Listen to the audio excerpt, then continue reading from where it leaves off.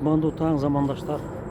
Мен азыр Лондондун четиндеги монархтардын резиденциясы Виндзор хан сарайына келдим. Мына мен артымдагы ушул имараттар бардыгы Виндзор хан сарайынын имараттары.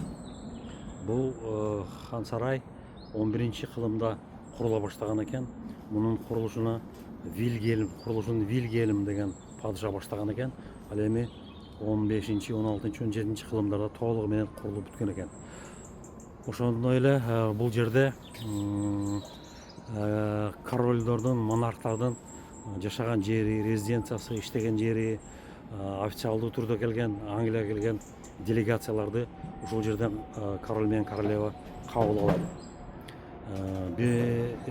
Улуу ата мекендик согуш мезгилинде Англияны Германия өтө катуу бомбалаганда ушул хан сарайды Гитлер бомбалабагыла деп буйрук берген экен. Себеби эгерде Англияны басып алсам, ушул хан сарай менин резиденциям болот деген ойдо айткан экен. Ал эми бүгүн аба ырайы бир аз жамыр жаагансып турат, жамыр жаайт окшойт. Бул жерге жакын болгон Хитроу аэропорту бар.